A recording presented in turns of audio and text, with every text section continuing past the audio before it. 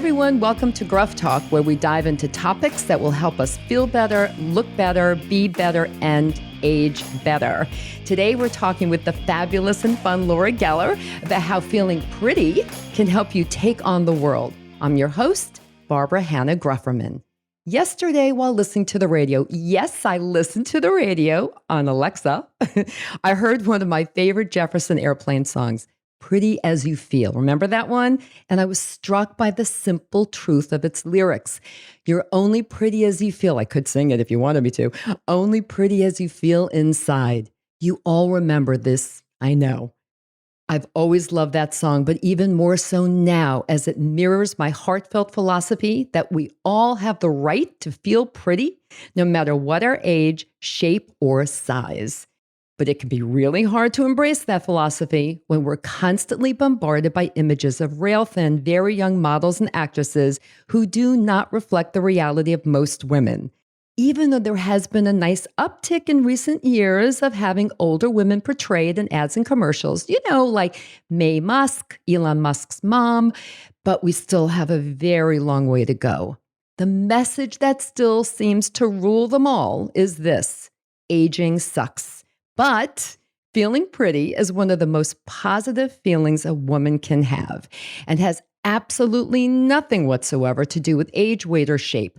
This can be a confusing point for women who often equate pretty with age, as in, I'm too old to be pretty, or I used to be pretty, but not anymore, or I must be invisible now that I'm older because I'm not as pretty as I was. Of all the words that are used to describe how a woman looks, pretty is the one that is most connected to an image of youth. Well, let me tell you something. Every single day, I find a reason to feel pretty. And there's nothing wrong and everything right about wanting to feel pretty. Hey, feeling pretty makes you feel pretty good, makes you feel pretty darn sexy, makes you feel happy. The amazing thing is it's so easy to feel pretty. Smile at someone, flirt a little, put on a sexy bra. Hey, have sex. I feel pretty after I've gone for a run and my cheeks are glowing from all that exertion, or just putting on a little bit of my favorite pink lipstick. Easy peasy. And here's the best part, everyone. When you feel pretty, you feel powerful and ready to take on whatever the world sends your way. My guest today is a woman who knows all about pretty. She's been helping us embrace the power of pretty for decades as the founder of a wildly successful brand that launched on QVC over 20 years ago. In fact, it has the distinction of being the longest running makeup brand on QVC. Laura Geller has won accolades for being a savvy and successful entrepreneur, a brilliant marketer who keeps her line of products fresh and modern, and a woman who is warm, humorous, and most importantly, relatable. Women who adore her products and her call themselves Geller Gals, and I'm proud to be one of them. Laura, welcome to Gruff Talk. And okay, how the heck did we ever live before Spackle? We didn't. Well, first of all, thank you for having me as your guest, Barbara. I am elated to be here and have so much excitement about what you're doing and what I can lend to this conversation. So thank you. Oh, please. Thank you for being on. And before we dive into what I really want to talk about, I have 3 things I want to ask you that I like to ask all of my guests. First, where are you tuning in from? New York City, Manhattan's the East Side. Yeah, my hometown. Okay. Second, what are the essential things about Laura Geller, the person, you'd like the Gruff Talk audience, or should I call them Gruff Gals? And Gruff Guys. Gruff Gals, there you go. The audience to know about you. I think Give us a few. that I'm an empath. I want to help everybody. I am more feeling for people than myself sometimes. So that's always not a good thing. I am definitely humorous, and I love what I do for a living. Oh, that's so clear. Okay, third and last, what did you have for breakfast today? I had a slice of challah, lightly buttered with a piece of yellow American cheese, the most healthy breakfast for the champions of Earth. Oh, well, let me That's what tell I you. had. Well, that sounds really yummy. And good thing you had that cheese because that has protein. Because everyone, guess what? We have a very cool episode coming up that's in the works right now, talking about the importance of breakfast and specifically how adding a hefty dose of protein, like Laura did with the cheese, to your first meal of the day can help with building muscle and shedding pounds. So stay tuned for that. And hey, if you subscribe to Gruff Talk, you'll always know when an episode airs. All right, let's dive in. Laura, we met, are you ready? Over 10 years ago when I was Easily. confused. It's crazy, right? When I was confused about getting older and decided to write my first book as a handbook, right? For myself and other women. I turned to you for advice on looking and feeling pretty. And by the way, everyone, how did I connect with Laura Geller? Well, I pulled up the, hey, my kid goes to the same school as your kid card. That's how we met. Yeah. Yeah. Well, I recently picked up a copy of my book. I picked up my book to look at that chapter and look at your sage advice. And I see that you continue to give the same advice on your really amazing YouTube videos and your Facebook Live shows. And one of my favorites is, which is in the book, do the 3 E's. Tell everyone, what are the 3 E's and why do you think they're so important to feeling pretty? Well, I think the confusion when women make themselves up is they're putting makeup on, but don't really have a strategy behind it. So I decided that if I educated everybody on the 3 E's, that the philosophy would be that when you went to put your makeup on your eyes, you would be thinking those things and your makeup would look different and it would be easier. So the 3 E's are eyebrow, eyeline, and eyelash. The 3 things that you should not leave off when you're doing your eye makeup. If you want to put eyeshadow on, that would be the 4th E. But the most important thing is for sculpting your eye so that it looks more open, wider, and bigger.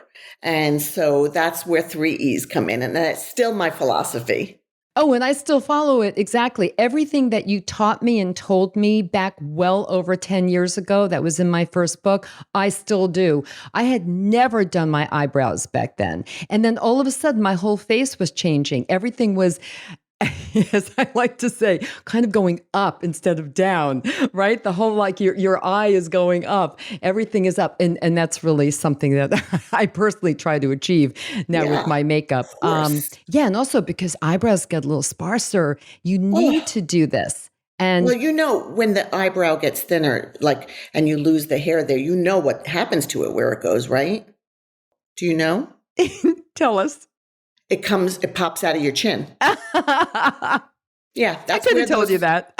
Those missing eyebrows start popping out of your chin. It's very pretty. Oh, it's so pretty. It's really amazing the things that we have to go through and all because of menopause has a lot, but that's a whole nother story. One thing, though, I would add to that, and I do all those things. Sometimes I'll skip on mascara. Like you said in a recent YouTube video that I watched the other day, where you'll just put on some eyeliner, skip the mascara if you're in a rush, and put on your fancy sunglasses and walk out the door, right? Yes, absolutely. One thing I never leave home without. I could forego all of those 3 E's, never leave. For me, this is me, lipstick. Yeah. Like Desert Island, it would be a lipstick. I can see that. I mean, it changes everything. And P.S., you can take a little bit of it and put it on the apple of your cheeks for a little color for blush. So It should be Desert Island for sure. Absolutely. Even during when we were really living behind masks. Now it's little here, little there. But living behind masks, I always put on lipstick. I was one of those. Good. That's so good. I'm so happy. It had all those weird things on the inside of the mask, a little, kiss marks. You didn't have your logo. You needed our transfer-resistant lipstick, our Smart Pouts. You're right. They don't transfer. You're right. My mistake. All right, Laura, we've all seen how concepts of beauty and what it means to be beautiful change over the years, right? What was deemed beautiful 10, 20 years ago might be different now, or what's beautiful in one part of the world might not be considered beautiful in another. But when I talk about pretty, which is what we're really talking about today, I'm talking about something that comes from within. It's almost a sense of confidence, something that transcends physical beauty. it's a feeling, it's a tool for being more confident, right? Don't you think? What are your thoughts on the power of pretty? Well, I have to tell you, it's why I chose this career path. Because I, as a young woman, I mean, I'm talking about 12, 13, 14, saw how the women who lived in my neighborhood, the mothers of my friends, transformed themselves. Because my mother didn't do a lot of makeup, and not that you need a lot, but she was very simple, very plain, maybe a little pancake, a little red lip. But when I watched the women in the neighborhood transform themselves, I thought, oh my gosh, this is interesting. And that's what gave me the taste of, I need to do this. Because honestly, you make up, they say if you feel good on the inside, you look great on the outside. For me, it's the opposite. For me, if I can fix my face and know I look good because I did a little bit of makeup, it makes me feel empowered. And because I don't always feel good on the inside, in all transparency. So I know that when I put my face on, I'm a different person. I feel so good and so empowered and so ready to take the day on. So I have clients for years who started late in life and thank me because they thought if they didn't feel good, why even bother to put makeup on? It's not going to help. And then when they did, they said, oh my God, what a difference. What a difference. And I have you to thank for that. Oh, absolutely. And again, you taught me so much about how to make myself feel prettier way back when I was so confused about so many things and not feeling very good about myself at all. If you remember that conversation that we did have, I was like, what does this mean, turning 50 and getting older and not feeling sexy and not feeling pretty? And then it was a real mind shift for me. And I agree with you. It is about the outside in. And it really isn't about beauty. It really is about feeling pretty, just That's pretty. right. And it is too bad that women, as they get older, think that the word pretty no longer applies to them. As I said earlier, that it's too much of a youthful word. It isn't. It isn't. Mm-mm. No, it isn't. And just a little bit of lipstick for me is all it takes to take on the world. You're right. It's about empowerment all the way. It is. Now, your brand, Laura Geller Beauty, did some research not that long ago and found that while everyone, men and women, all different ages, adore your line of products and the appeal crossed over many generational lines, my own daughters love your stuff. Your most ardent Geller Gal fans, if I'm saying it correctly, are women 40 plus. That's Talk true. to us about that and how have you changed your messaging since getting this information? Well, I'll tell you that for years, even I was a victim of wanting to use models that you sort of wanted to look like and that you really could aspire to look like. And I started to see a shift. I mean, yes, all of the saturation of brands that are coming to the marketplace still, that when I started, there were not that many indie brands from celebrities, from influencers, and those didn't exist. They Right. just didn't. And I started realizing everybody's talking to the same person. And I knew from QVC and the years I'm there that our demographic was older, but we weren't leaning into her. And while she didn't complain, there were those random messages I would get, that looks good on her, but what about me? And, how would it look on someone of my age? And I started realizing that if our demographic is 40 plus, Yes. it doesn't matter. You're right. Like your daughters, they're still going to, if they like something from my line, get it. But I'm going to start showing models and real women that really are relatable. And it has shifted for us in a way that we could have never imagined. And I'm so grateful. And a perfect example of that is that about 4 or 5 years ago, we did a collaboration with a male influencer. And he was probably in his early 20s. And I remember thinking my marketing team came up with this idea. And I remember thinking, well, maybe I'm just old fashioned and maybe this will resonate with her, our client. because the whole shift was male influencers. It was all about male influencers back then. And so I went along with it. And in those days, we were in store. So we were in all the Ulta stores. Yep. And the item fell flat on its face. And I remember thinking I needed to go with my gut and stand firm. It was not right for our brand. And ever since we leaned in, and that's only probably in the last year and a half, our line is exploding even more than it did before. And we would not even entertain anything like that. We just wouldn't. Again, it's not right for us. There's enough people out there that can do that, but it's not right for our brand. Right. You mentioned before about aspiration versus inspiration and how I really think that this demographic, and I know I'm speaking of myself, I am I'm inspired by women that I can relate to. I don't aspire to be them. I'm just inspired by them. I'm motivated by them. It's a very subtle difference, but it's an important difference. So I understand and appreciate your using people who are relatable and real in your market, as opposed to those who are young women who we really can't relate to.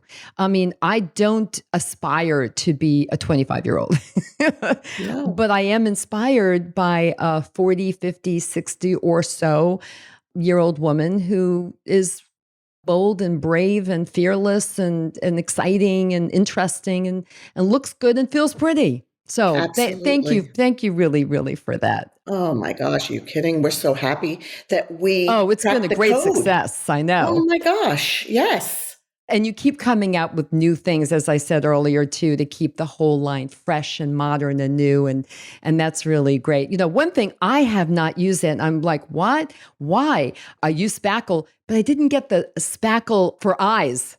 And Oh, like, what? So oh, I am. It's on my to-do list for today, just so you know. And everybody, there are going to be links, of course, for you to click on, learn more about Laura and more about Laura Geller Beauty and all the products and the like, including Spackle and Balance and Brighten, which is my go-to and all-times favorite. Everyone, the last 2 years have been really hard for everybody, for the world. We know that. But for Laura and me, there was an added layer of grief, which we'll discuss as soon as we're back.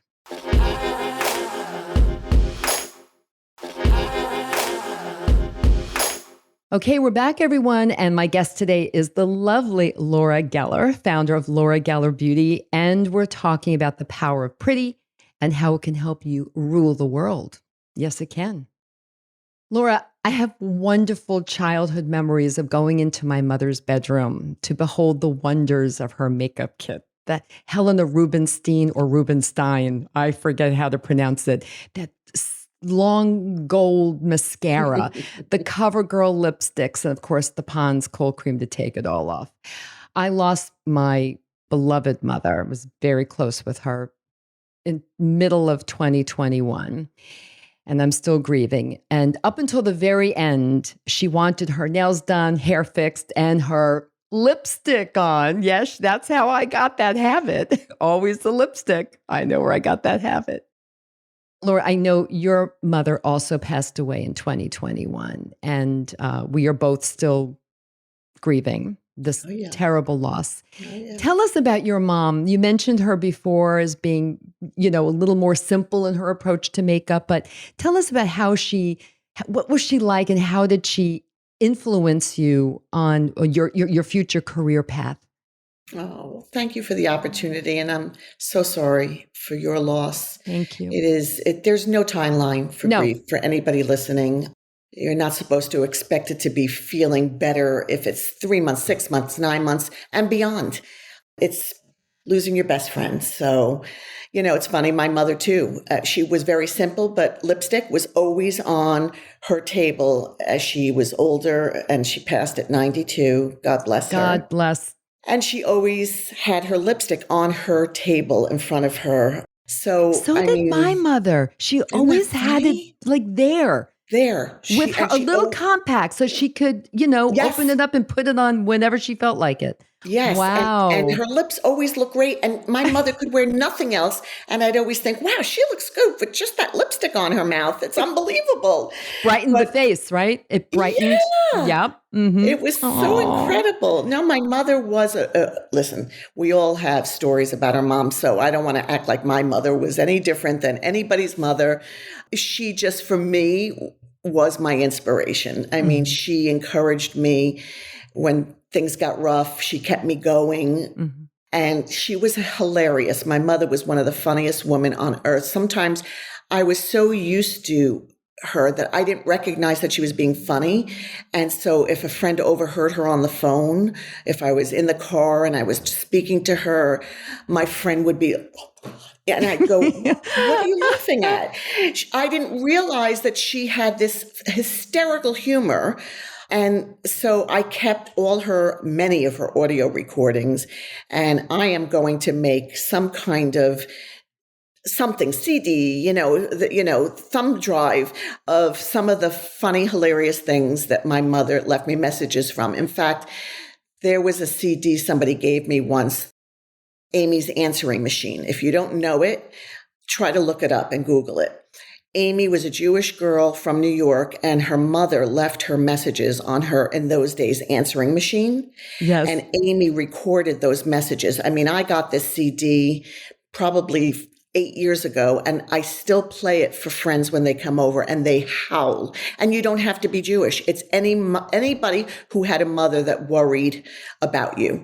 And my mother could have been Amy's mother. And so she inspired me. And until the last days of her life, the only thing she really lived for and got excited about was when I was going to be on air, and everything had to stop and she had to watch me, and she gave me critiques. She would Yes, I'm critique sure it. she did. I'm sure She she was did.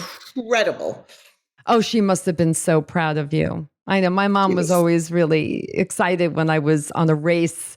I love to run marathons. I'm training for the next New York City Marathon. you And go, girl. she really loved, like, then I would bring the medal, and, it's like they Yes. really inspired us. And, oh, I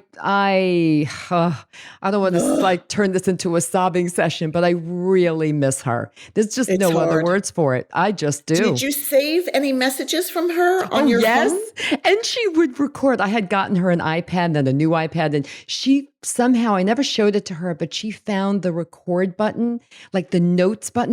And she would say, she had a gorgeous voice.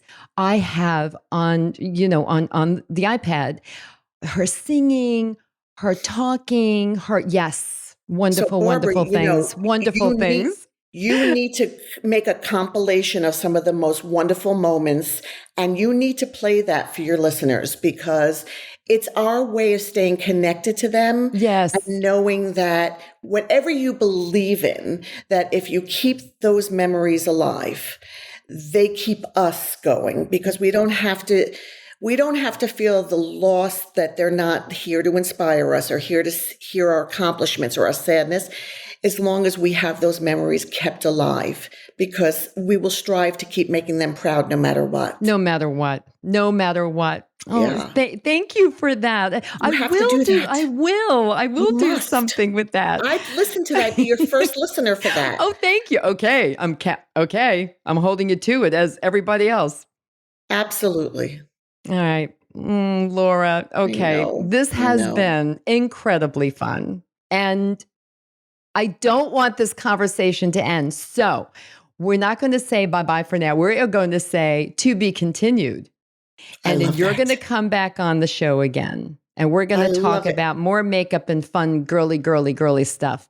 In fact, maybe we'll even do a Barbara makeover or something like that. Oh, we We'll could have do some it fun. together. I can guide you through it. Oh, ooh. Hey, everyone, you Yeah. hear that? Oh, I like that idea. Yep. Oh, I did a video for 8 Year a few years ago, and I thought, oh my God, this is really scary. I remember Because I've that. seen you do them where you have no makeup on. It's like, wow, you're really Yes. showing Go everything. check that out on my YouTube. Oh my Yeah, God, they're it's pretty great. scary. Everyone. Yeah, we're going to have the links for sure. Check those out. And I just saw a recent one too. And I did that too. I was like, oh my God. But it was really fun. And it was so great for people to see the before and the after.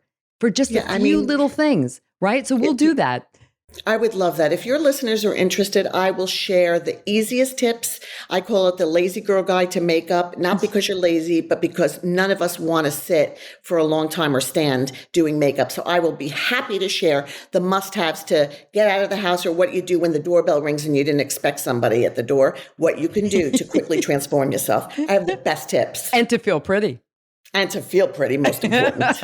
Okay, it is a date. We're going to set up the actual date. Laura. Sounds good. Thank you so much for being with me.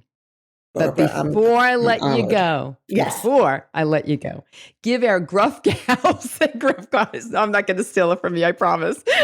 Our Geller gals and Geller guys, 3 of your 1 to 2 or 3, whatever you want, of your best takeaways from our conversation today. I think it has to be that do whatever it takes to make yourself feel pretty. It doesn't mean it's makeup all the time. It could be a run, like Barbara said. It could be listening to a tape of a dearly departed and reminiscing. For me, I think it speaks to everything every one of us can identify with. We all go through the perils of loss, of challenges, and how do we put one foot in front of the other? Because let's face it, it's not easy every day. And I think that you're giving tools, Barbara, for people. And I, for one, need that myself. I'm far from perfect just because I know how to apply makeup. But it's find your joy, find your inner peace, and tap into it if you can, whatever that may be. Oh, thank you so much, everyone. You just heard some beautiful words from a very beautiful woman. Thank you for tuning in, everyone, and learning more about our fabulous and so much fun guest, Laura Geller.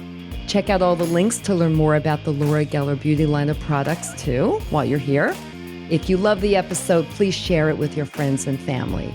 And if you don't want to miss an episode of Gruff Talk ever, where we'll be talking about money, sex, style, health, nutrition, grief, and so much more, and everything in between in upcoming episodes, here's what you need to do. Subscribe to Gruff Talk wherever you listen to podcasts. So easy. Just click on the little subscribe button. Until next time, remember this. We can't control getting older, but we can control how we do it. Bye for now.